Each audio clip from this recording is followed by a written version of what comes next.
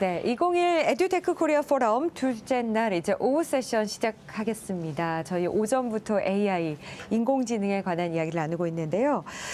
세계 주요국에서 AI 기술과 인적 자원의 우위를 확보하기 위한 경쟁이 굉장히 치열합니다. 우리나라도 초중고교뿐 아니라 일반인 대상으로 AI 소프트웨어 보편 교육을 강화하고 있는데요.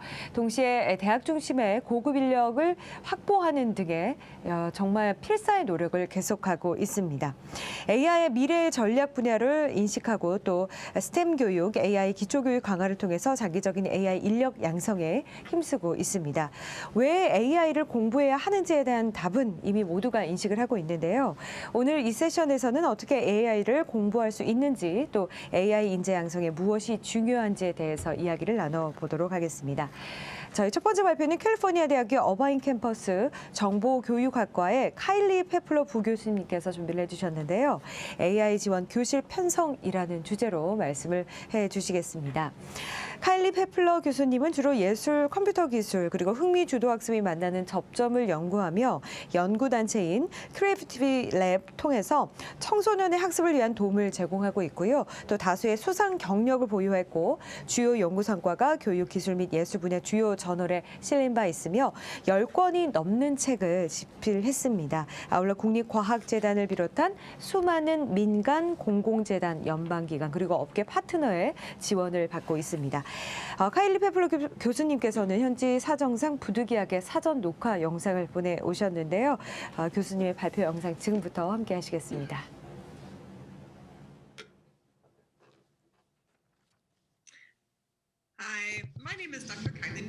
안녕하십니까. 저는 카일리 페플러 교수입니다. 얼바인 캘리포니아 대학교의 부교수로 일을 하고 있고요. 크리에이티비티 랩 소장으로 일을 하고 있습니다. 오늘 여러분들께 AI 기초교육과 AI를 통해서 저희 창의성 그리고 교과 과정을 어떻게 강화할 수 있고 또 AI를 통해서 창의성을 함양할 수 있는지 이 주제를 가지고 말씀을 드리려고 합니다.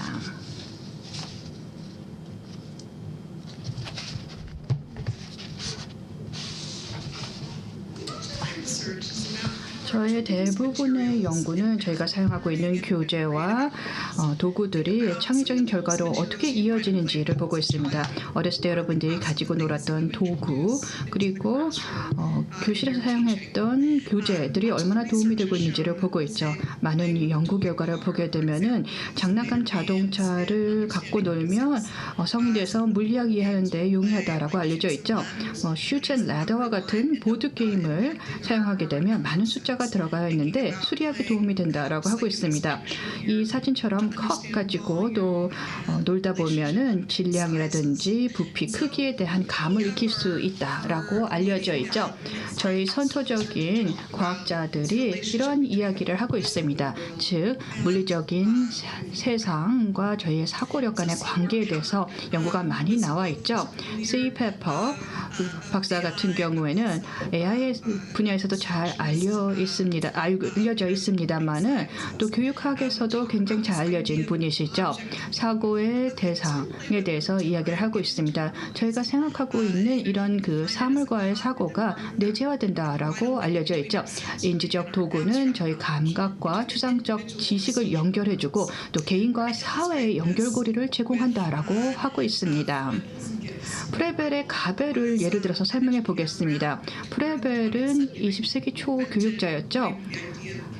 우선 유아교육이라는 개념을 정립한 학자입니다.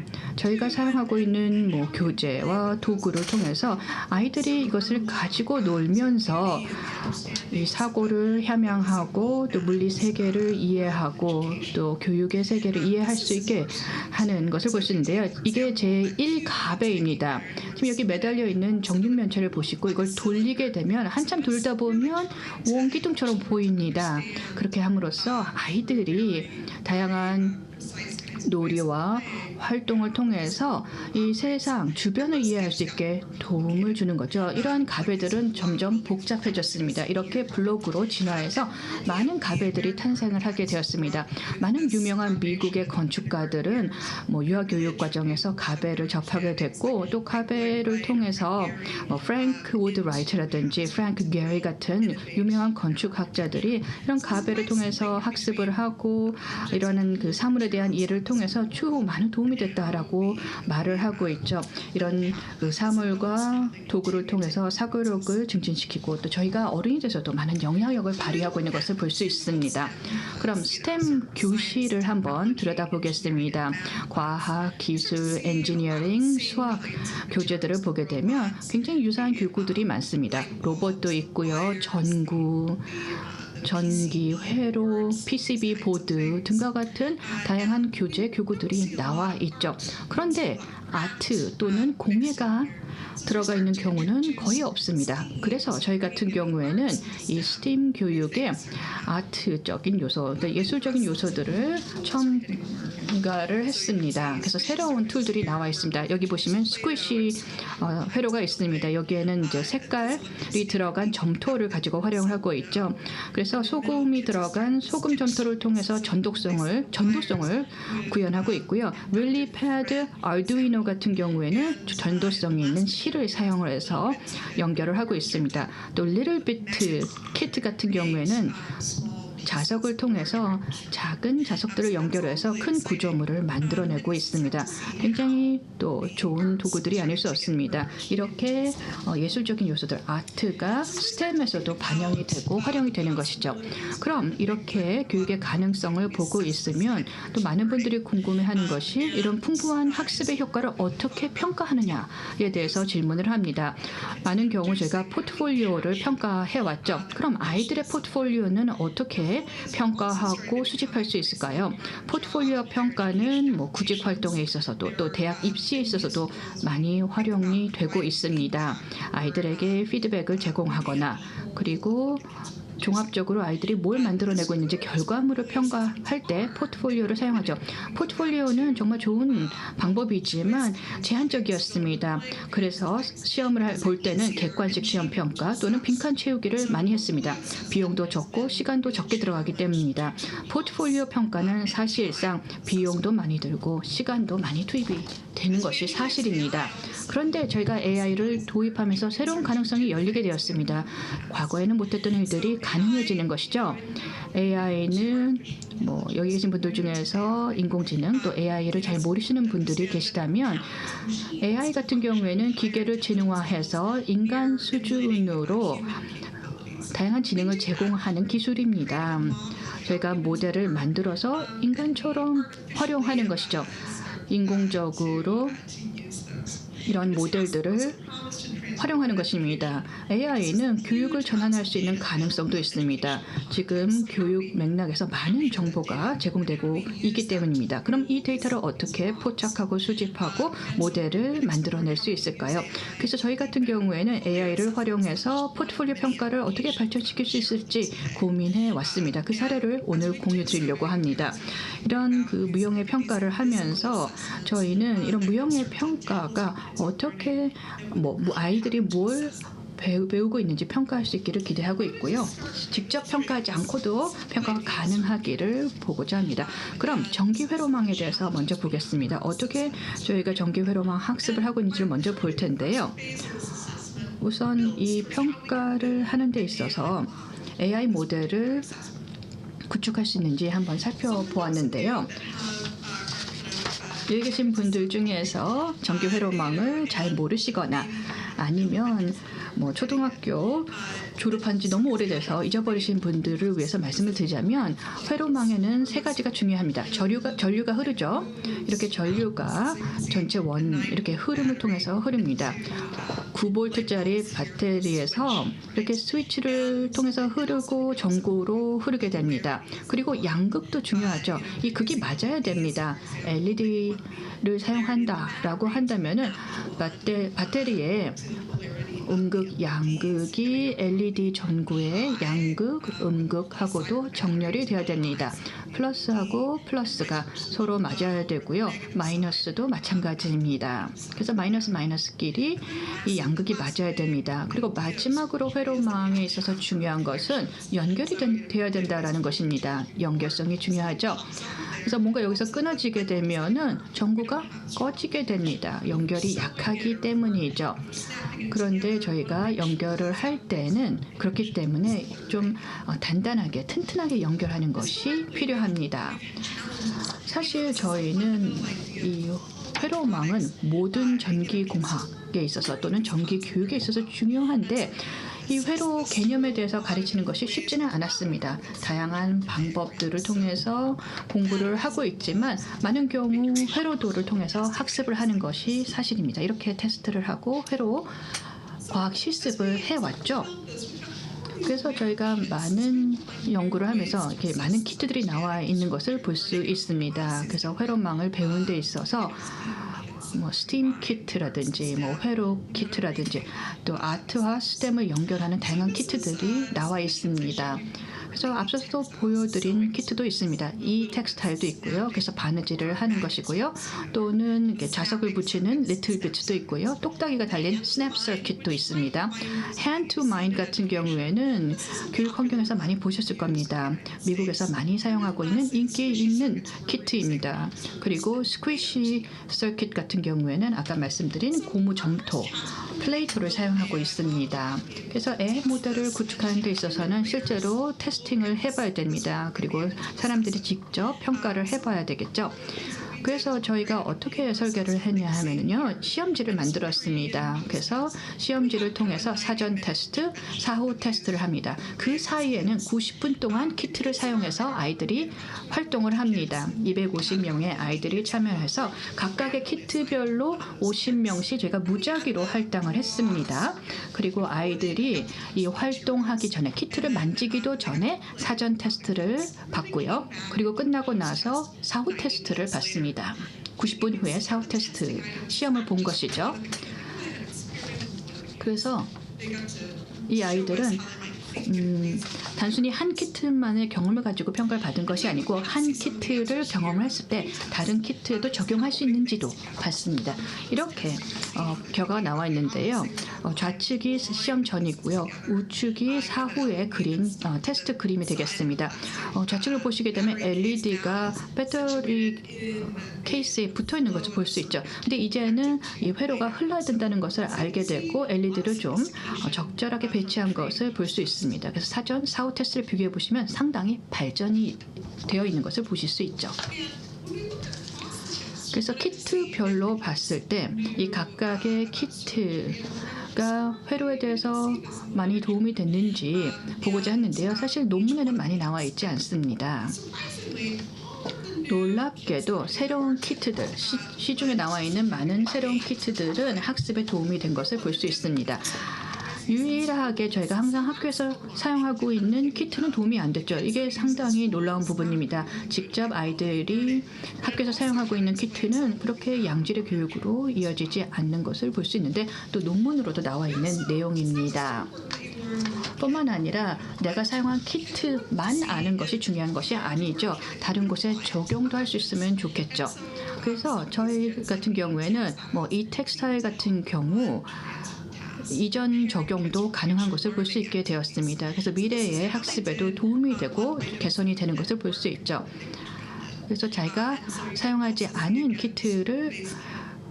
키트가 아닌 경우에도 적용 가능한지를 본 것입니다. 그래서 실제로 이전 적용이 가능한 것을 볼 수 있고 미래 업무에도 잘 활용할 수 있게 도움을 주는 것으로 나타났습니다. 그럼 이제 이 많은 정보들이 나와 있는데요. 이 AI 평가를 그럼 어떻게 확대 적용할 수 있을까요? 개별적으로 시험을 보지 않아도 되고요. 아이들은 그럼 항상 시험지로 시험을 봐야 될까요? 그럼 이 학습들을 어떻게 자동화시킬 수 있을까요? 그래서 저희가 했던 연구인데요. 세트 코리건 저희 동료인데요. 서던 뉴햄셔 대학의 세트 코리건 교수와 함께 AI 평가와 AI 가능성에 대해서 한번 살펴봤습니다. 이 다양한 포트폴리오를 대규모로 평가해보는 가능성을 들여다본 것이죠. 그리고 이 아이들이 학습하는 환경을 기록할 수도 있습니다. 메이커스페이스라든지 교육기관에서 이런 활동들을 스트리밍해서 기록을 해서 이해를 하는 것이죠. 과정에서 뭐 이 텍스타일 키트 그리고 이 회로 키트를 활용해서 아이들이 정말 회로망에 대해서 이해했는지 여부를 평가해 보려고 했습니다. 아이들이 만들어 놓은 또 활동한 그 이미지와 비디오를 통해서 평가하는 것입니다. 이 픽셀의 밀도, 그래서 불이 켜졌는지 안 켜졌는지를 보는 것이죠. 그래서 성공적으로 불을 켜지게 했으면 또 잘 학습했다라고 평가하는 것이죠. 이런 모델들을 만들어 봤습니다. 그렇게 함으로써 이 숙련도를 기록하고 평가할 수 있도록 하는 것이죠. 그리고 선생님으로부터 배운 것뿐만 아니라 아이들이 이미 알고 있는 것까지도 기록할 수 있는 것입니다. 이런 그 LRM, 로지스틱스 회귀 모델은 시간이 지나면서 계속 기록을 할 수 있고 최종 결과물의 이미지를 활용할 수도 있습니다. 최종 파일에는 또는 최종 포트폴리오에는 뭐 음성 파일이라든지 아니면 최종 이미지라든지 또는 자기가 직접 쓴 과제 글이라든지 이런 내용들을 포함시킬 수 있습니다. 새로운 창의적인 요소들을 포함해서 대규모로 평가도 가능할 것입니다. 오늘 이렇게 경청해 주셔서 감사드리고요. 또 질문이 있으시면 해주시고요. 아무쪼록 또 많은 아이디어 창출에 도움이 되는 내용이었기를 기대합니다. 오늘 참여해 주셔서 감사합니다. 네. 교수님 발표 잘 들었습니다. 교사, 학생 간의 여러 가지 다양한 협업 활동을 수행할 때 이 새로운 AI 기술이 어떠한 도움을 줄 수 있는지 사례들을 살펴봤습니다. AI 기술을 통해 누릴 수 있는 이점 또 발생 가능한 여러 가지 위험에 대해서도 소개를 해주셨습니다. 발표 대단히 감사합니다. 자, 다음으로 발표를 해주실 분 소개해 드리도록 하겠습니다. 다음으로는요, 카이스트 산업 및 시스템공학과 장영재 교수님께서 준비를 해주셨는데요. 디지털 혁신과 교육이라는 주제로 말씀을 해주시겠습니다. 장영재 교수는 MIT 공대에서 박사학위를 받으셨고요. 현재 카이스트 산업 및 시스템공학과 교수로 재직 중이며 AI 대학원 겸임 교수로도 참여를 하고 계십니다. 아울러 카이스트 공식 연구센터인 시너스텍, 카이스트 인공지능 물류시스템 연구센터와 한국타이어 카이스트 디지털 미래기술 혁신센터의 스마트 제조의 센터장을 맡고 계시고요. 2020년에는 AI 기반 스마트 팩토리 스타트업인 카이스트 연구소 기업 다임 리서치를 설립하셨습니다. 현재 국제저널 IEEE Transactions on Automation Science and Engineering 그리고 또 Computers and Industrial Engineering 부편집장을 맡고 계시고요. 대표 저서로는 교보문고 베스트셀러죠. 경영학 콘서트가 있습니다. 장영재 교수님 발표 지금부터 함께 하시죠. 네, 반갑습니다. 카이스트 장영재입니다. 오늘 여기서는 디지털 혁신과 교육 그리고 창의 혁신 교육에 대해서 함께 이야기를 나눠보도록 하겠습니다. 저희 연구실의 모토입니다. 사냥을 하려면 동물원이 아닌 정글로 가라. 네, 실제 엔지니어링에서 문제를 해결하기 위해서 책상에서 이런 문제 해결이 아닌 실제 산업 현장에 가서 문제를 해결하면서 그 과정에서 학문적 의미를 찾고 배운다. 이런 의미를 지니고 있습니다. 네, 그래서 오늘은 저희 연구진과 저희 학생들이 함께 진짜 정글로 가서 산업에 가서 이러한 AI 교육을 어떻게 수행하고 있는지 사례를 통해서 설명드리도록 하겠습니다. 네, 본격적인 이야기에 앞서서요. 간단한 동영상을 하나 준비했습니다. 함께 보도록 하겠습니다. 네. 경찰이 되는 게 맞을까? 갑자기 왜? 계속 생각했던 거야. 제 새끼는 경찰이 되겠다는 꿈이 있는데 우린 없잖아. 난 돈 없어서 없고 넌 실수 없고.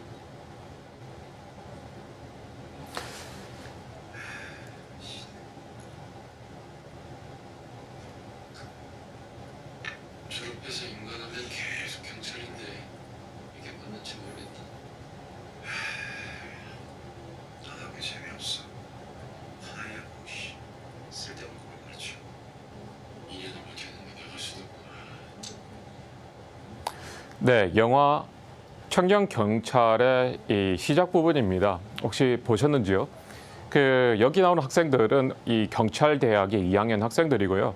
그리고 뭐 경찰대학이라는 것이 이제 졸업하면 또 경찰로 임관하는 것이죠. 그래서 학생들이 고민에 빠졌습니다. 2년 동안 이 경찰 수업을 들으면서 이제 졸업하면은 나는 이제 무조건 경찰이 되어야 되는데, 그런데 그게 과연 나랑 맞을지 고민하는 장면이죠. 네, 사실 제가 카이스트에 있으면서 2학년 정도 되는 학생들의 이런 상담을 하면은 대부분의 이러한 고민이 뭐 비슷합니다. 내가 졸업하면 이제 엔지니어로서 그리고 연구원으로서 이제 평생 살아야 되는데 그것이 과연 내 적성과 맞을까, 이런 고민을 많이 합니다. 그리고 영화에서도 그 학교에서 배우는 거 다 쓸데없는 거다, 뭐 대사 들으셨습니까? 네, 그처럼 학생들이 수업을 들으면서 이게 수업에서 뭐 가르쳐 주니까는 배우긴 하지만 이게 과연 정말 사회에 쓸모 있는 기술일까, 학문일까 고민을 하게 됩니다. 네, 그래서 아마 이 모습이 실제로 여러분들 아마 대학교 2학년, 1학년, 2학년이라면은 느끼고 있는 고민이 아닐까 합니다. 자, 그런데 이제 영화가 쭉 흘러가고 이제 마지막 장면을 함께 보도록 하겠습니다. 대학 가기도 왜 없어? 해야 될 일을 했다고 생각합니다. 저도 같은 생각인데, 조 교수님, 학교를 계속 다니고 싶습니다. 왜? 학교에서 쓸데없는 것만 배운다고 생각했었는데 아니었습니다. 더 배우고 싶습니다. 저도 계속 다니고 싶습니다. 전 경찰이 되고 싶습니다. 네, 영화의 거의 마지막 부분인데요. 이 두 학생들이 어떤 우여곡절을 겪게 됩니다. 네, 그리고 완전 바뀌었죠. 처음에는 학교에서 배우는 거 다 쓸데없다, 여기 졸업하면 뭐하냐, 굉장히 비관적이었지만 이젠 학교를 꼭 졸업하고 싶다. 그리고 쓸데없는 것만 배우는 것이 아닌 정말 필요한 것을 배웠다라고 느끼며 경찰이 되겠다라고 미래에 대한 확신에 찬 모습입니다. 네. 자, 그러면은 이 사이에 무엇이 있었을까요? 어떤 일로 이 두 학생이 이렇게 바뀌게 되었을까요? 아마 이게 제가 여러분들한테 오늘 전달드리고 싶은 이야기입니다. 네. 일단은요, 변화하는 환경, 그 환경에 대해서 잠시 이야기를 드리겠습니다. 뭐 정보통신의 발달, 그래서 뭐 여러 정보를 이렇게 대하는 것도 굉장히 많이 바뀌었죠. 네. 사실 코로나 사태를 겪기 전에는 저는 뭔가 검색을 하거나 아니면 새로운 정보를 취득할 때 문자 정보, 텍스트 정보에 의지했습니다. 책을 보거나 아니면 검색을 하더라도 텍스트 위주의 이 정보를 검색하는 것이 뭐 당연한 거였죠. 네. 그런데 코로나 사태를 겪으면서 이런 유튜브 그리고 더 다양한 동영상 콘텐츠를 보면서 처음에는 저는 이해를 못했어요. 저희 아이들이 정보를 검색할 때 유튜브부터 먼저 보는 건 저는 이해를 못했지만 이젠 저도 비슷하게 되어가고 있습니다. 즉 검색을 할 때 텍스트뿐만 아닌 이러한 동영상 그리고 유튜브에서 이제 검색을 먼저 하는 이런 버릇이 생겼습니다. 그만큼 이 환경이 바뀌면서 사람이 정보를 대하는 이런 방식도 같이 변한다, 이렇게 이야기 드릴 수 있습니다. 네. 그리고 또 한편으로는 이 사회가 많이 바뀌고 그리고 과거에는 소위 말해서 산업화 시대의 교육, 그래서 우리가 산업이 어떻게 발전이 되어 가고 있고 과거의 선진국을 따라하는 그러한 이 방식, 그런 방식에는 이러한 어떤 특정한 제도 그리고 이러한 계획된 커리큘럼에 따라가는 교육이었지만 이제는 우리가 앞서 가야 하는 시대에서는 남이 만들어준 이러한 하나의 길을 걷기보다는 이제 내가 스스로 길을 찾아야 되겠죠. 네, 그래서 이제는 우리가 요구하는 인재가 남이 만들어 놓은 문제를, 답이 있는 문제를 정확하게 푸는 인재가 아닌 답이 없는 문제에 대해서 문제를 정의하고 그리고 내가 맞다고 생각하면은 그래서 남을 설득할 수 있으면 그게 정답이다, 이런 식으로 바뀌어야 되겠죠. 그만큼 이제 인재상도 많이 바뀌고 있습니다. 네. 자, 그러면 이 주제가 인공지능 교육이지 않습니까? 잠시 인공지능 쪽을 이야기하면서 인공지능 교육에 대해서 다시 이야기로 돌아가도록 하겠습니다. 네, 저는 그 제조 분야, 요즘 이야기하는 스마트 팩토리 이쪽이 제 전공 분야입니다. 저는 AI 학자는 아닙니다. AI 자체를 연구하는 사람은 아니고요. 하지만 AI를 활용해서 제조에 적용하는 것을 고민하는 사람입니다. 네. 여기 보시면요, 이렇게 반도체 같은 경우에서는 이러한 그 물류 로봇이라고 합니다. 그래서 이 물건을 날라주는 건데요. 어떤 지점에서 A라는 지점에서 B 지점까지 물건을 나를 때 이러한 그 로봇을 많이 쓰거든요. 그래서 이런 로봇이 많게는 수백 대, 그리고 정말 많으면 크게 큰 공장에는 뭐 1000대까지도 필요합니다. 그럼 누군가는 이러한 로봇을 너는 이 일을 하고 너는 저 일을 해라, 이렇게 지시를 해야 되겠죠. 그런 것을 연구하고 있습니다. 네. 자, 그런데 여기서 문제는 뭐냐면요. 이 여러분들이 예를 들어서 그 도시에서 이 택시가 왔다 갔다 하면서 택시가 이제 어떤 고객이 택시를 부르면 택시가 와서 고객을 태우고 고객이 원하는 장소까지 가서 고객은 내리고 택시는 또 빈 택시는 거기서 대기하고 있겠죠. 교통 상황과 비슷합니다. 그런데 출퇴근 시간이나 아니면 뭐 이런 일반 교통 상황에서도 우리가 전혀 이해하지 못하게 이렇게 막히는 그런 상황들도 발생합니다. 이유 없이 길이 막힌다, 뭐 그런 상황이 있지 않습니까? 그럴 때일수록 이제는 혼잡에 대응을 해야 됩니다. 그리고 마치 교통 상황하고 비슷하게 여러분들이 뭐 차를 몰고 가다가 뭐 사고가 날 수도 있겠죠. 그러면은 그 주위에 이제는 또 교통이 혼잡해가 되겠죠. 여기서도 공장에서 마찬가지로 크고 작은 여러 가지 일들이 발생하고 그때마다 이렇게 대응을 해야 됩니다. 그런데 과거에는 이러한 로봇이 뭐 수십 대 있고 뭐 100대, 200대 있을 때는 사람이 건별로 하나하나 대응을 하였습니다. 하지만 이제는 뭐 수백 대에서 1000대 정도 있으면은 이제는 그런 상황을 일일이 사람이 대응할 수 없습니다. 그렇기 때문에 저희는 이 과거에는 자동화, 오토메이션, 자동화라는 것은 사람이 룰을 만들어주고 로봇은 그냥 사람이 만들어준 룰을 그냥 따르는 것, 그것이 자동화라면 자율화라는 것은 주위 환경을 인식하고 그리고 내가 무엇을 해야 되는지 그런 목적을 이해하면서 서로 가장 좋은 이 최적을 추구하기 위해서 행동하는 것, 그것이 바로 자율화입니다. 예를 들어서 뭐 자율주행 자동차, 즉 사람이 운전하는 것이 아닌 주위의 환경을 인식하고 이러한 상황에서는 차가 얼마나 어떻게 가야 되고 어디에서 이제는 이 경로를 바꿔야 되는지 스스로 알아서 판단하는 것이죠. 이와 유사하다라고 보시면 됩니다. 자, 그런데 여기서는요, 저희가 인공지능 기술 중에서 알파고로 유명해진 강화학습이라는 것을 사용하였습니다. 그 인공지능 기술 중에서 여러 가지가 있지만 강화학습이라는 것은 여러분들이 뭔가를 배우는 것과 유사합니다. 여러분들이 몸으로 뭔가를 배울 때, 예를 들어서 자전거 타기를 배울 때 어떻게 배우세요? 물리의 법칙을 다 이해하고 배우는 건 아니죠.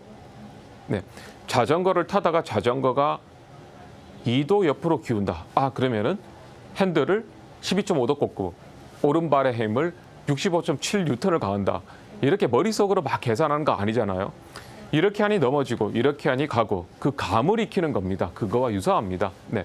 그래서 AI 중에서는 여러 가지 방식 중에 있지만 그 중에 하나가 이런 강화학습이라는 것이고요. 네. 강화학습을 가장 잘 설명하는 것이 바로 여기에 나오는 동영상인데요. 이건 알파고에서 만든 건데 제가 말씀드렸다시피 그 사람이 룰을 주는 것이 아니라 룰 자체를 스스로 인지하게 됩니다. 그런데 학습이 덜 됐을 때는 지금 보시는 바와 같이 잘 못합니다. 그래서 공이 오면 어떻게 가라 그것도 아니고 너는 왔다 갔다 하고 점수를 많이 따라. 그러면은 이제 왔다 갔다 하면서 점수를 많이 따야 되는데 아직 학습이 덜 됐기 때문에 잘 못하죠 지금은요. 그래서 공을 계속 미스하고 점수를 잃게 됩니다. 그런데 한 몇 시간 정도 학습을 하고 난 다음에는 여기 보시는 바와 같이 굉장히 잘하죠. 네, 그리고 사람 최고의 고수들만이 한다라는 채널링 테크닉, 즉 왔다 갔다 하지 않고도 구석에 공을 보내서 그냥 점수를 계속 딸 수 있는 그런 방식을 스스로 터득한 겁니다. 네, 그래서 그런 방식을 스스로 터득한 것이고요. 그래서 여기 보시는 것과 같이 이렇게 그 결과인데요. 위에는 기존에 있는 산업에서 쓰는 방식, 그리고 밑에는 이러한 강화학습을 써서 하는 방식인데요. 밑에 보시면은 위에는 계속 상습 정체 구간이 발생하지만 밑에는 정체가 거의 없습니다. 네, 그만큼 차이를 보실 수가 있습니다. 네, 그리고 실제 반도체 공장에서도 이러한 것을 적용을 했을 때 저희가 그 상습 정체 구간이 늘 발생했었지만은 저희 방식을 활용을 하면은 거의 정체가 없었습니다. 네, 그래서 굉장히 이 성공적인 과제였고요. 그리고 이 산업 과제를 수행을 하면서 이제 대학원생들도 뭐 굉장히 좋은 논문도 쓰고 이 세계적인 저널에 게재도 하고 발표도 하였습니다. 자, 그러면 제가 이러한 AI 연구 그리고 사업화를 통해서 배운 것은 일단 AI라는 것은 파괴적인 혁신이 가능하다. 물론 모든 것이 다 잘 되는 것은 아닙니다. 뭐 안 되는 것도 있고요. 하지만 잘 되면 기대했던 것과 엄청나게 더 많은 성과를 낼 수 있다라는 것이고요. 그런데 또 하나 배운 것은 뭐냐면요. AI라는 것은 이런 파괴적인 하나의 그 기술인데 엄청난 기술이죠. 근데 이런 기술이 제대로 산업에 활용되기 위해서는 산업 자체에 대한 이해도 필요하다라는 것이죠. 즉 어떤 특정한 요소만 알아서는 되는 것이 아닌 AI 기술이 적용되는 이러한 산업 자체에 대한 지식도 필요하다라는 것입니다. 그리고 산업계의 문제를 제대로 인식하고 그 문제를 스스로 정의할 수 있는 그 능력이 굉장히 필요하다는 것이죠. 제가 이렇게 그 경험을 통해서 배운 것을 이렇게 말씀드리는 이유는 뭐냐면요. 여러분들이 보통 일반적인 대학에서 커리큘럼 자체는 딱 교수자, 그러니까 가르치는 사람에 의해서 정해져 있습니다. 이게요. 하지만 이렇게 요소별로 나누어서 이 배우는 것, 이런 배운 지식으로 산업계에 나가면 가장 큰 어려움이 뭐냐면은 산업계 문제 같은 경우에는 여러 가지 얽히고 설켜서 이 문제 자체가 정의가 안 돼 있어요. 그러면은 내가 배운 걸 어떤 걸 써먹어야 되지, 어떻게 써야 되지 잘 모릅니다. 그런데 이런 상황에서 내가 문제를 스스로 정의하고 이러한 문제이기 때문에 이렇게 풀어보겠다. 그런데 이런 기술이 있고 저런 기술이 있고 그래서 스스로 생각할 수 있는 능동적인 생각, 즉 시스템적인 사고라고 하는데요. 이런 시각이 필요합니다. 네. 자, 그러면 우리는 과연 이런 교육을 하고 있는가? 네. 문제를 문제로 인식하는 능력이라고 제가 적었는데요. 일반적으로 그 문제를 보는 그리고 파악하는 구조가 두 가지로 봅니다. 첫 번째는 이 디버전트 띵킹. 그래서 문제를 하나를 보면 그걸 구조화를 해서 다른 문제에 막 적용하는 그런 사고방식이고요. 그와 대조적인 반대는 문제를 해결해서 집중해서 보는 것입니다. 컨버전 띵킹이라고요.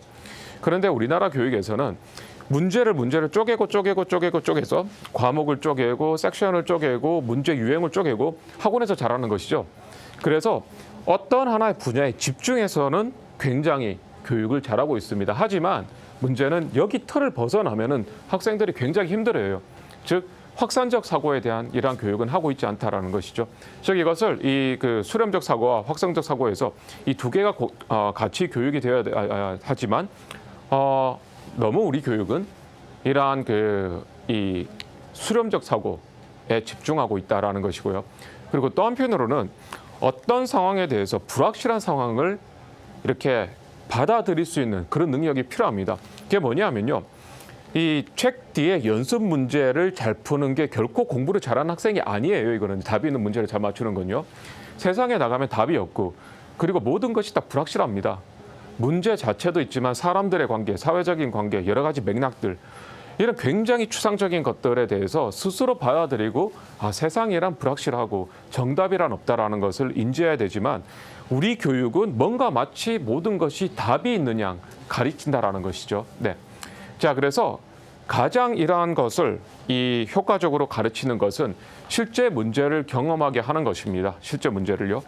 네, 그래서 저희 같은 경우에서는 이 대학원생들 같은 경우에서는 실제 산업 현장에서 체험을 하면서 그리고 실제 산업 현장에 계신 분들과 같이 문제를 푸는 이러한 그 인턴이나 아니면 다양한 산업 과제를 통해서 이러한 교육을 받게 됩니다. 네. 자, 그런데 문제는 학부생들이죠. 대학생들요. 그래서 우리 대학생들을 어떻게 교육을 시킬까? 네. 학부생들을 현장에 이렇게 실습을 체험하게 하는 것은 한계가 많습니다. 네. 아직까지는 이러한 그 지식 교육이 많이 받은 학생들이 아니기 때문에요. 그렇기 때문에 그 대안으로 저는 제조 쪽을 공장을 스마트 팩토리가 제 전공 분야고 그래서 학생들을 공장에 보낼 수 없으면 공장을 학교로 가지고 오면 됩니다. 그렇게 해서 학교에 공장을 만들었습니다. 이게 바로 레고로 만든 건데요. 그래서 레고의 이 로보틱스, 이 로봇을 만드는 키트가 있는데 그런 로봇을 바탕으로 자동화된 공장을 만들었습니다. 네. 그래서 이러한 공장을 바탕으로 이 기존에 있는 수업들은 이 뭐 다 쪼개져 있죠. 수학, 물리, 과학 뭐 다 쪼개져 있죠. 그런데 그게 아닌 통합적인 관점에서 이 문제를 풀게 하고 그리고 또 더 중요한 것은 팀으로 문제를 푼다.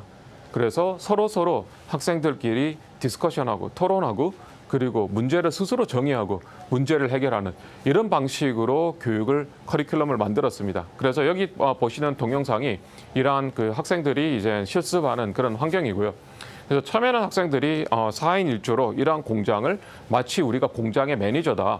그럼 공장에 어떤 문제가 있냐 그거를 관찰하고 그리고 문제가 있으면은 데이터를 통해서 이게 어떤 문제다 논리적으로 설명하는 이런 것을 배우게 됩니다. 그리고 레고가 좋은 점은요. 고장이 뭔가 그 개선할 점이 있으면 이제 그것을 고치면 돼요. 그냥 다시 뜯어서 새로 만들면 되고요. 네, 그렇게 해서 마치 실제 현장에서 문제를 내가 다루는 듯이 체험형으로 이 수업을 진행합니다. 네.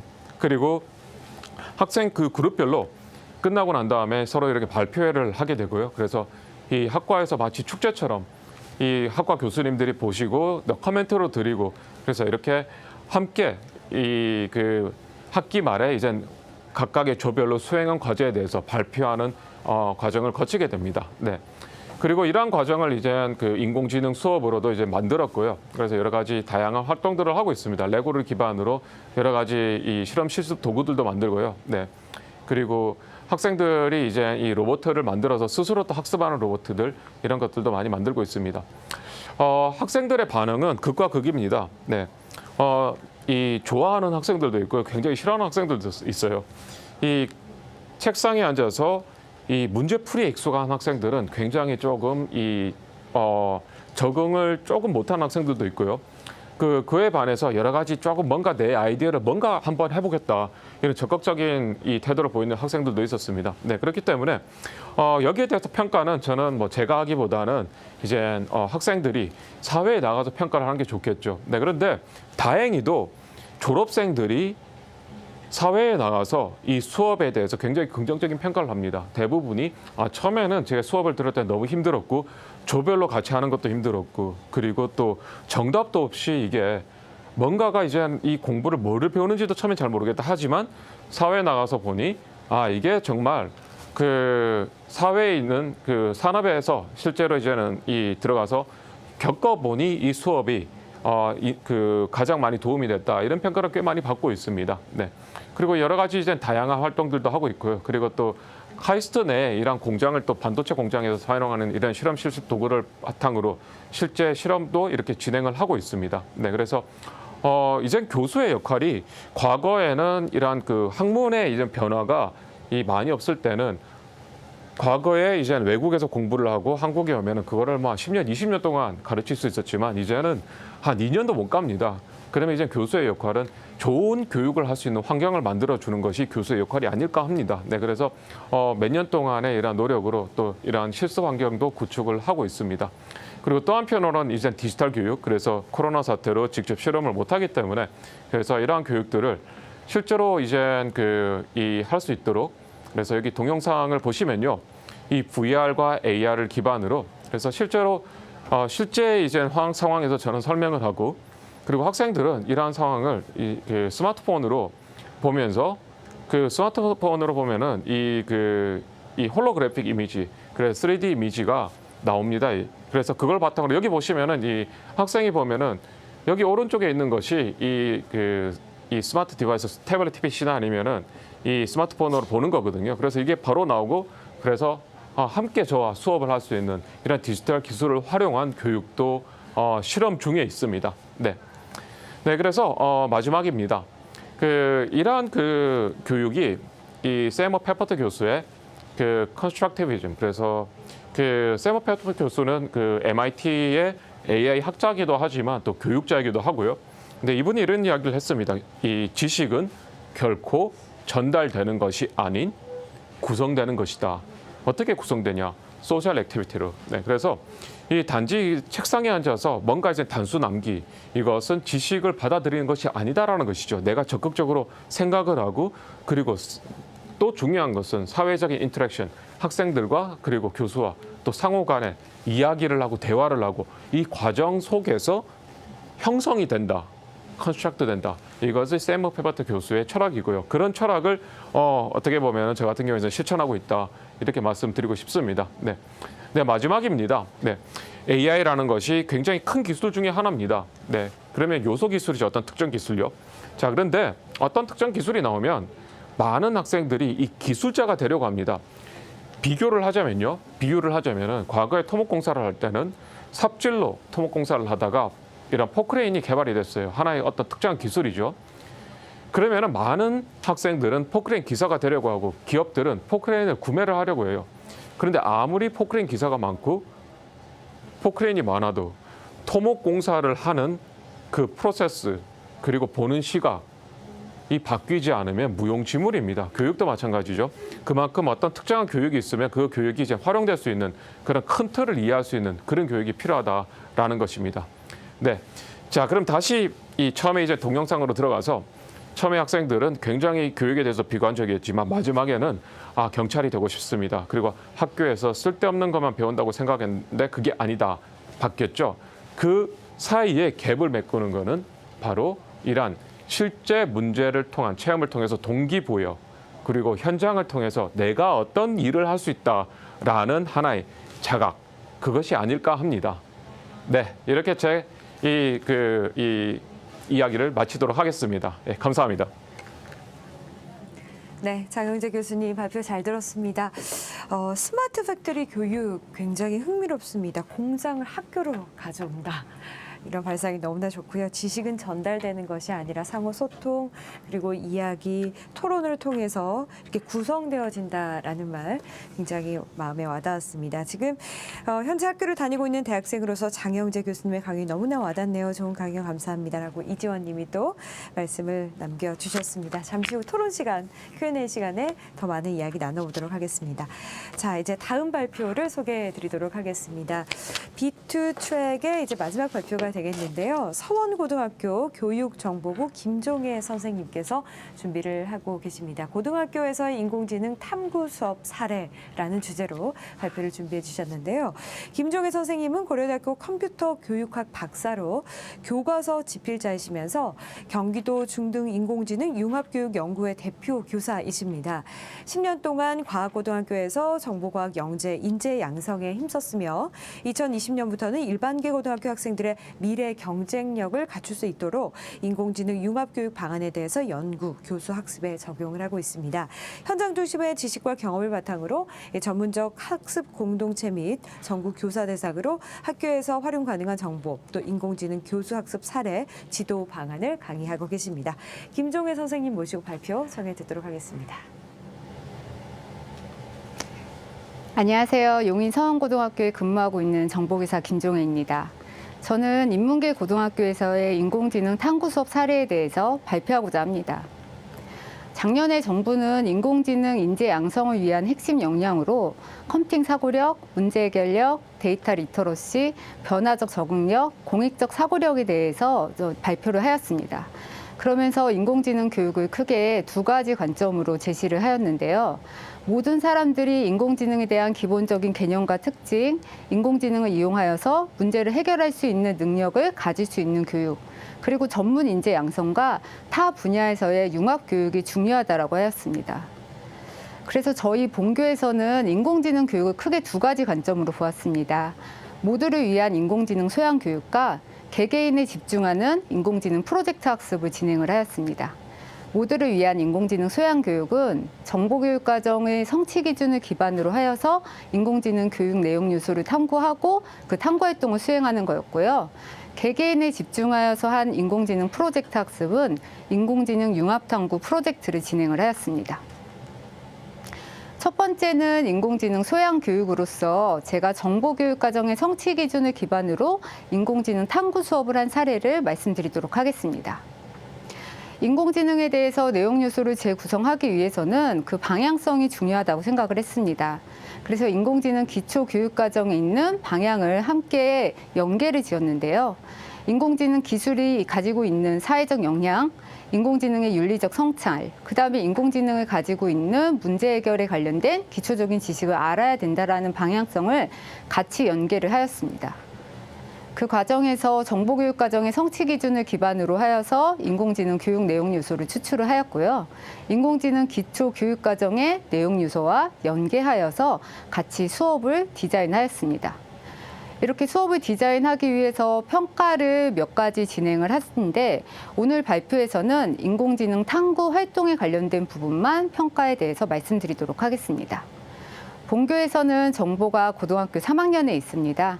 고등학교 3학년 학생들의 컴퓨팅 사고력과 문제 해결력, 그리고 정보문화 소양을 향상시키기 위해서 다음과 같이 평가 계획을 수립을 하고요. 이 평가 계획에서의 이 평가 기준으로는 문제를 정의할 수 있는 능력도 가져야 되고요. 데이터를 탐색하고 수집해가지고 그 데이터에 관련해서 분석하는 능력도 요구하였습니다. 그리고 학생들이 머신러닝 분류 모델을 정확하게 만들어낼 수 있고 정확도를 늘릴 수 있는 방안에 대해서도 탐구할 수 있어야 되고 이 모든 일련의 과정들을 프리젠테이션 할 수 있는 역량까지 같이 평가로 평가 기준을 잡았습니다. 제가 지금 보이는 화면이 바로 수업 설계 화면입니다. 이 수업을 설계하는 데 있어서 볼드체로 되어 있는 부분이 인공지능 탐구 수업한 사례이고요. 이 인공지능 탐구 활동을 하기 전에 먼저 학생들한테 인공지능, 머신러닝, 딥러닝에 대한 개념을 같이 공부를 하고요. 인공지능 기술의 윤리적 성찰에 대해서 좀 깊이 있게 공부를 했습니다. 그런 공부를 통해 가지고 학생들이 논술형 평가도 이루어지게 하고 난 후에 인공지능 탐구 활동을 수행을 하였습니다. 인공지능 탐구 활동을 수행하기 전에 학생들에게 먼저 문제를 어떻게 정의를 해야 되는지, 데이터는 어떻게 탐색을 하고 수집을 해야 되는지, 그 데이터를 어떻게 시각화해서 분석을 해야 되는지에 대해서 함께 공부를 하였고요. 학생들한테 지도학습 알고리즘에 대한 원리를 기반으로 하여서 머신러닝 분류 모델을 구현하는 방법에 대해서 공부를 했습니다. 예를 들어서 지금 보이시는 화면은 저희 학교 중정에 있는 아이리스입니다. 이런 아이리스를 이용을 해서 어떻게 분류 모델을 구현할 수 있는지에 대해서 공부를 하고 엑스레이 데이터셋을 이용을 해서 폐렴 환자랑 아닌 환자를 분류하는 모델에 대해서 같이 공부를 하였습니다.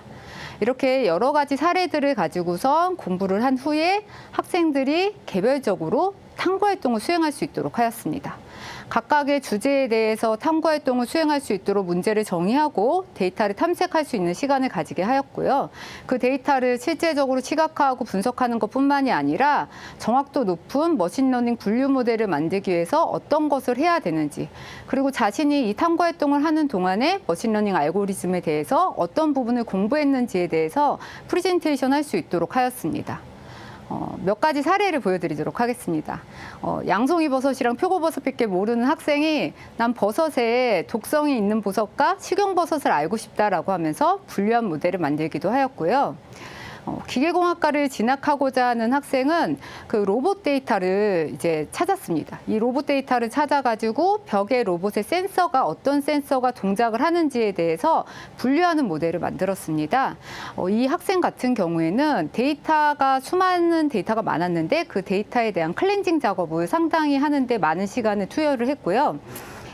지금 이 부분 같은 경우에는 알츠하이머의 진전도를 분류하는 모델을 만든 학생입니다.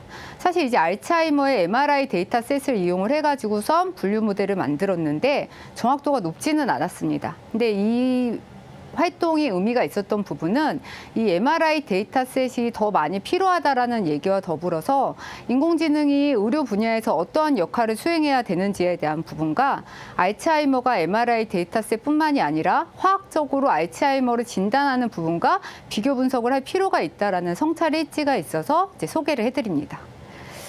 저희는 이제 탐구 활동을 수행을 하고 나서 이제 학생들한테 이제 성찰 일지를 좀 작성을 하게 하는데요.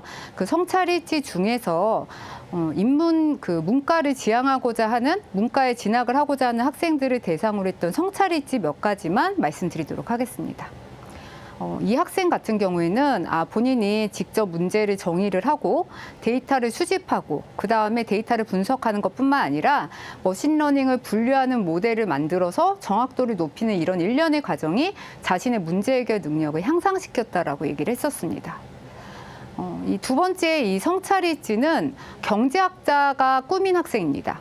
경제학과에 들어가서 자기가 경제학자가 되려고 했을 때 내가 어떤 정책을 수립하는 데 있어서 인공지능 기술을 제대로 알고 있어야지 경제학자로서 제대로 된 정책을 만들 수 있다라는 얘기를 했습니다. 그러면서 자신의 진로 설계를 하는데 되게 큰 역할을 수행하게 되었다라는 성찰의 있지가 있어서 제가 이렇게 소개를 하게 됩니다. 제가 지금까지 한 얘기는 저희가 정보 수업 시간에 했던 인공지능 탐구 활동입니다. 다음은 개개인에 집중하여서 인공지능 프로젝트 학습을 한 사례를 말씀드리도록 하겠습니다. 제가 학생들하고 인공지능 융합탐구 프로젝트를 수행을 했는데요. 이 인공지능 융합탐구 프로젝트는 고등학교 1학년, 2학년, 3학년 학생이 희망하면은 다 들을 수 있는 수업이었습니다. 근데 이 수업을 듣기 위해서는 거쳐야 되는 단계가 4단계가 있습니다. 먼저 첫 번째는 인공지능 기초 프로그램을 이수해야 됩니다. 인공지능 기초 프로그램을 이수한 학생들만이 사전과제를 할 수 있습니다. 그럼 이 사전과제를 해서 사전과제를 통과해야지 강의를 들을 수 있고요. 강의를 들은 학생들이 이수를 해야 개별 프로젝트를 할 수 있는, 어떻게 말하면 고등학생들한테 되게 잔인할 수도 있는 그런 프로젝트를 한번 수행을 해봤습니다. 몇 명이나 했을 거라고 생각이 드시나요? 저의 예상과 달리 상당히 많은 학생들이 인공지능 융합탐구 프로젝트를 참여를 하였습니다. 먼저 작년서부터 올해까지 인공지능 기초 프로그램이라고 해서 6시간 동안 수업을 진행을 하였습니다. 3번에 걸쳐서 인공지능 기초 프로그램을 수행을 하였는데요.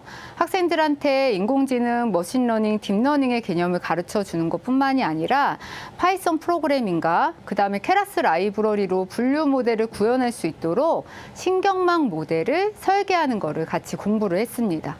왜 손실함수가 필요한지, 경사강법이 왜 필요한지에 대해서 같이 공부를 하고 W를 왜 최적화해야 되는지에 대한 거를 같이 공부를 한 후에 분류 모델을 구현하는 거를 이제 공부를 했습니다. 이렇게 인공지능 기초 프로그램을 수행한 학생들이 작년에 졸업한 학생을 제외하고 한 60명 정도 됩니다. 그 60명 정도 되는 학생들을 대상으로 사전과제를 제시를 했습니다.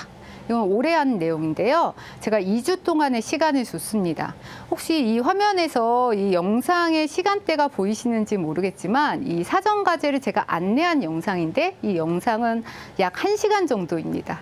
사전과제에 관련해서 안내를 하기 전에 먼저 인공지능 기초 프로그램을 공부했던 내용을 제가 이제 서머리를 해줬고요. 그다음에 이 서머리를 한 다음에 사전과제를 어떻게 해야 되는지에 대해서 소개를 해줬습니다.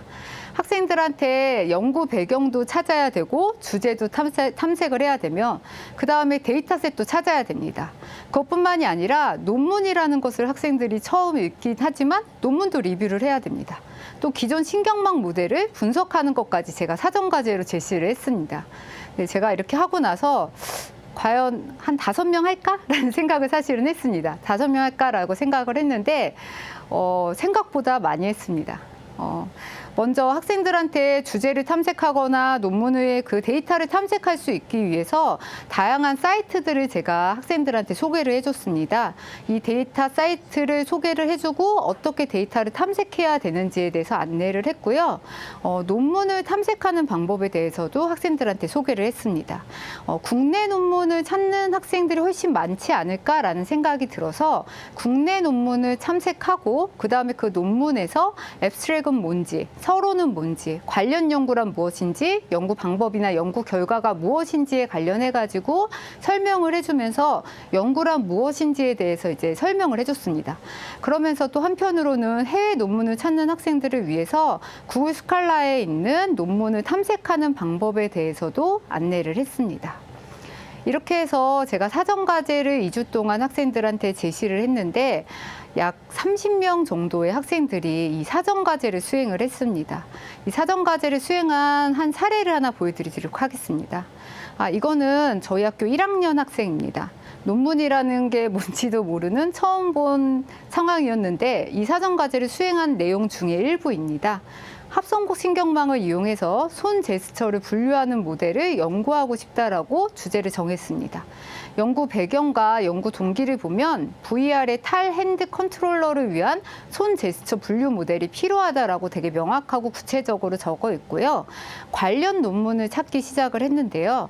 이 관련 논문은 LNCS 논문입니다.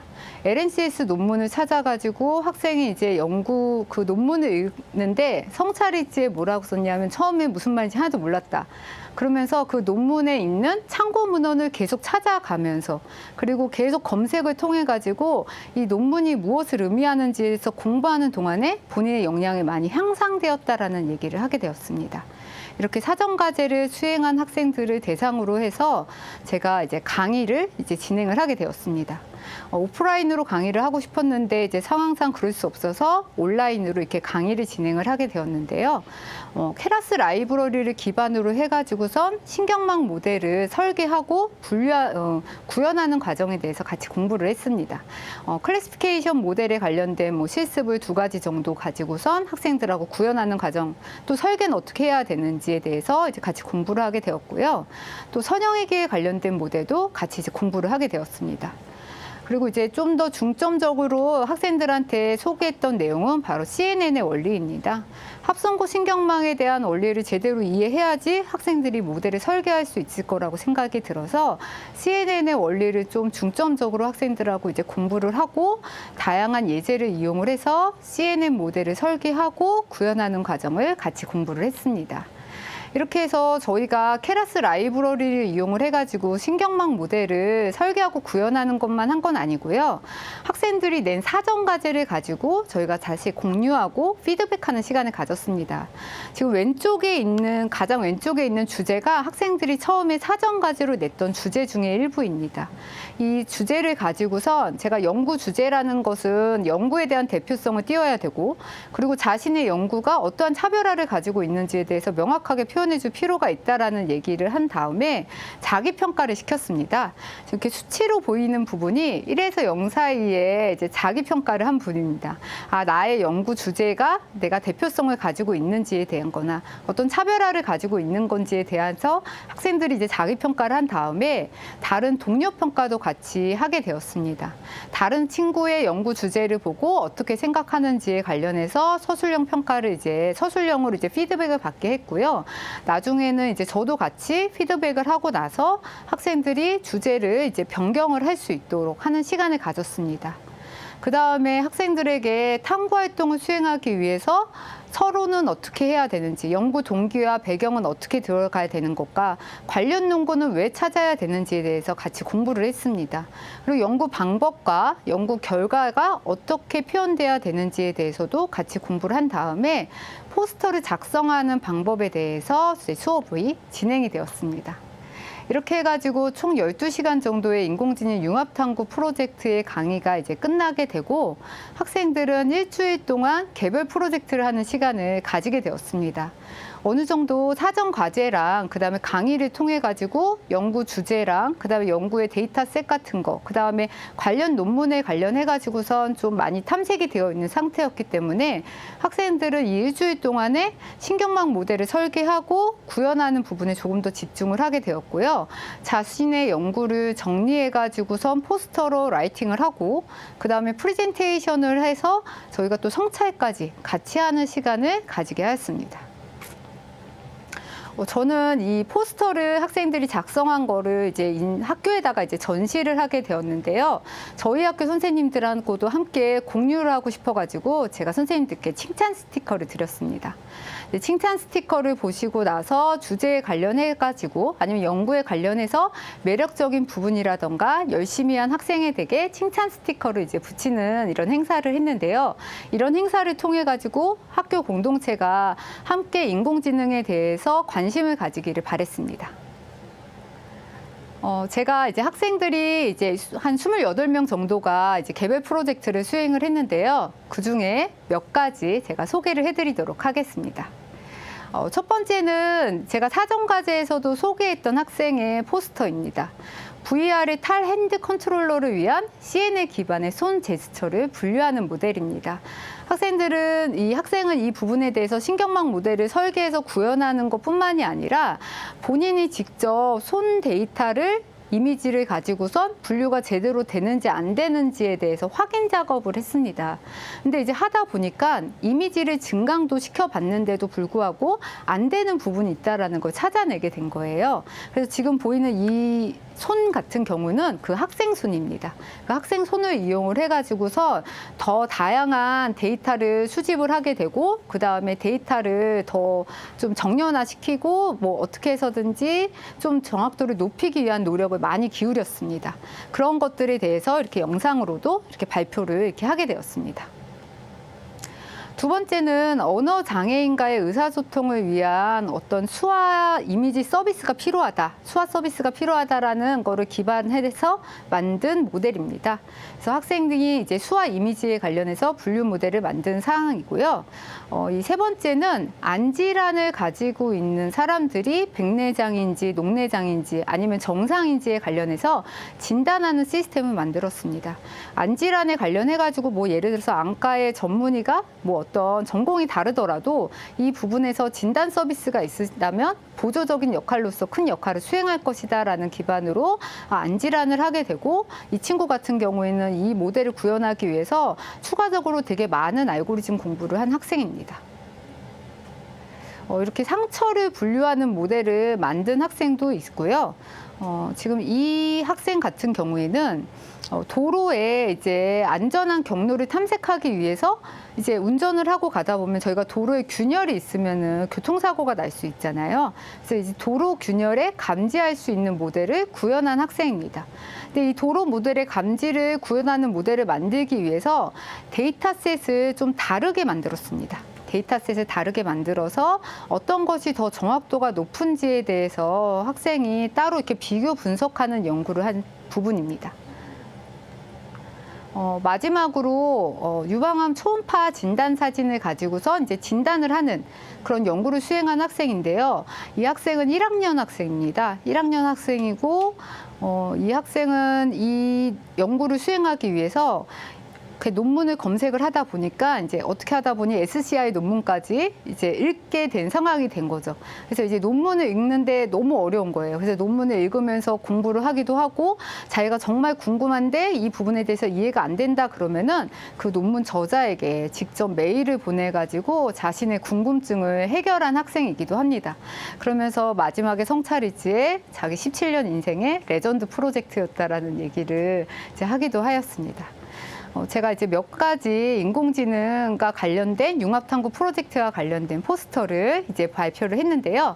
이러한 성찰일지를 이렇게 보시면은 학생들이 이런 얘기를 했습니다. 인공지능 모델은 사용하는 것뿐만이 아니라 이 모델을 어떻게 디자인하는 것이 정말 중요하다라는 얘기를 이제 학생들이 하게 되었고요. 이 학생 같은 경우는 3학년 학생이고 정보 수업을 들은 학생입니다. 정보 시간에 인공지능 탐구 활동을 이미 한번 했었는데 자신이 전시회에서 이렇게 갤러리를 이제 전시장에 있는 그림을 구경하는 수준이었다면 융합탐구 프로젝트는 나의 그림을 직접 그릴 수 있었다라는 얘기를 하게 되었습니다. 이렇듯이 이제 성찰일지를 통해 가지고 학생들이 상당히 많은 부분이 성장했다라는 것을 이제 알 수가 있었습니다. 정리를 하도록 하겠습니다. 제가 발표한 부분은 인공지능 소양 교육으로서 제가 정보교육 과정에서 했던 인공지능 탐구 활동과 그다음에 학생들의 프로젝트 역량 향상을 위해서 했던 인공지능 융합 탐구 수업이었습니다. 이러한 그 수업들을 통해 가지고 학생들이 상당히 많은 부분의 역량이 향상된 것을 확인할 수 있었고요. 그것과 더불어서 자기 주도성과 과제 지착력 그리고 또 융합적 사고력이 많이 향상된 거를 볼 수 있었습니다. 감사합니다. 네, 감사합니다. 선생님의 발표까지 들었습니다. 열심히 저희가 강의를 듣다 보니까 시간이 얼마 남지 않았습니다. 지금 이제 Q&A 시간으로 넘어가야 할 텐데요. 칼리 페플러 교수님께서도 지금 실시간으로 참여를 해주셨습니다. 시간 대단히 감사합니다. 자, 저희가 시간 관계상 우리 연사분들께 한 개씩 질문밖에 드릴 수가 없을 것 같아요. 일단 김종혜 선생님 방금 발표를 해주셨는데 엄청난 응원의 메시지가 도착했습니다. 연콩님이 프로젝트를 진행하기 위해 준비하신 보이지 않는 시간과 노력이 엄청났을 것 같은데 존경스럽습니다. 학생들도 너무 멋지네요. JK 정님은요, 대박이네요. 저희 학교에도 도입해봐야겠어요. 좋은 내용 감사합니다. 지난 학기에 이런 수업을 들었대요. 정말 고등학생들은 더 빨리 배울 수 있을 것 같습니다. 이런 메시지 들어와 있습니다. 자, 질문 서둘러 하나씩 드리도록 하겠습니다. 일단 카일리 페플러 교수님께 질문을 드리도록 할게요. 예술을 전공하시고 정보학과 함께 전공을 하셨습니다. 인공지능을 활용한 교육이 활성화되면서 학교 현장에서는 많은 융합 교육이 이루어지고 있지만 아직까지 예술 과목에서는 다양한 기술 활용 수업 사례가 많지는 않은 것이 현실입니다. 학생들의 창의성을 증진시킬 수 있도록 예술 수업과 디지털 기술 어떻게 융합이 되면 좋을까요? 네, 교수님.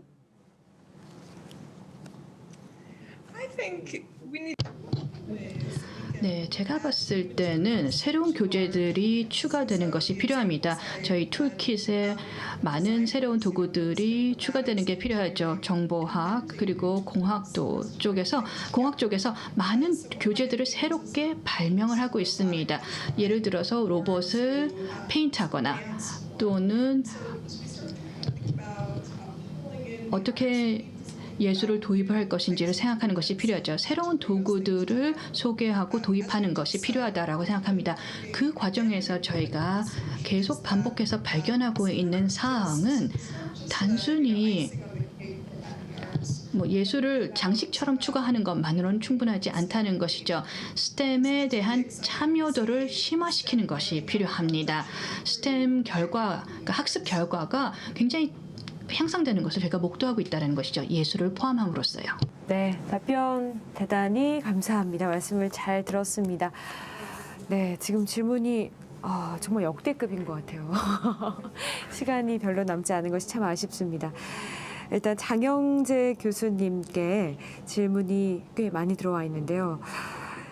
먼저 첫 번째로 주신 질문부터 해드려야 될 것 같습니다. 윤수진님께서 AI도 강화학습으로 스스로 인지하고 자율화되는 것이 정말 놀랍습니다. 스스로 빠른 속도로 발전하는 AI와 AI를 활용해서 더 나은 삶을 위한 인간의 역할, 우리가 추구해야 할 점은 무엇이 있을까요? 약간 인문학적인 내용인데요. 네, 이게 굉장히 좀 이 철학적이고 삶에 대한 질문이라서 그래서 어떻게 답변이 돼야 될지 좀 생각을 좀 해봐야 될 것 같지만요. 일단 중요한 것은 이러한 기술이 이제 요즘 많이 발전을 하고 있고 그리고 우리 삶을 많이 바꾸고 있지 않습니까? 네, 그리고 이러한 기술을 안다라는 것 자체는 그러면은 우리 사회가 어떻게 바뀔 것인가를 아마 조금 어느 정도 예측할 수 있는 방법이 아닐까 합니다. 네. 그리고 또 한편으로는 더 중요한 것은 궁극적으로는 이러한 기술이 이제 사람과 그리고 기계가 함께 공존하면서 함께 협업을 할 수 있는 그런 환경이 조성이 되고 있다. 그것이 또 중요하지 않을까 합니다. 그래서 그런 의미에서는 이제 사람이 할 수 있는 것, 그리고 또 사람이 못하는 것, 그리고 사람이 못하는 것을 기계와 어떻게 할 수 있을까? 그런 시각에서 세상을 보는 것, 그것이 아마 우리가 추구해야 될 방향이 아닐까?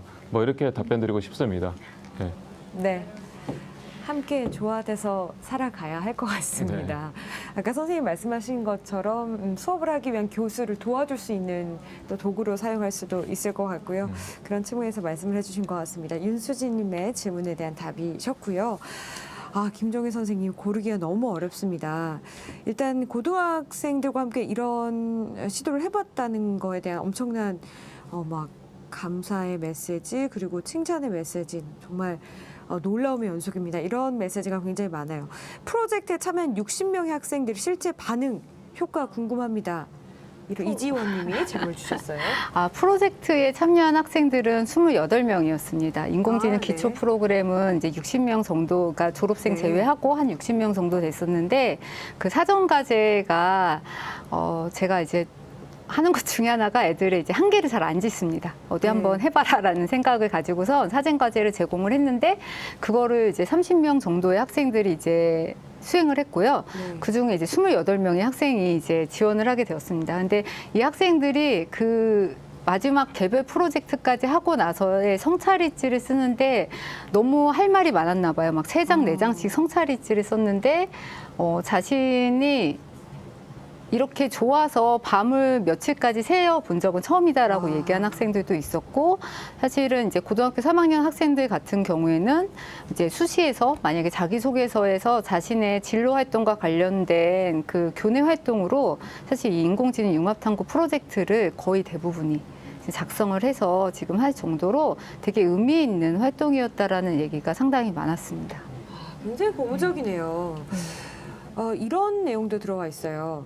입시라는 장벽에 부딪히지는 않으셨을지요. 수업이 정말 고퀄리티인 것 같습니다. 시대에 맞는 교육과 변화를 반영한 수업입니다. 선생님들도 아마 하고 싶으실 텐데 입시 공부도 해야 하니까요. 2022년 개정된 교육에서부터 입시에서 벗어나서 에듀테크를 이용한 수업을 진행할 수 있을까요? 윤수진 님이 질문 주셨습니다. 저도 사실은 인문계 고등학교에 온 지 한 2년 차 됐었습니다. 그래서 사실 그 입시 관련해가지고 상당히 많은 부분이 지금도 현재 부딪히고 있는 부분이 사실입니다. 사실은 그렇지만 그럼에도 불구하고 학생들한테 다양한 기회를 제공해 주어서 학생들이 모르고 있는 분야에 대해서 어떤 가능성을 제시해주고 애들에게 기회를 주는 것이 정말 중요한 의미가 아닐까라는 생각을 가지고 어찌 보면 조금은 꿋꿋하게 수업을 진행을 하는 부분도 있습니다.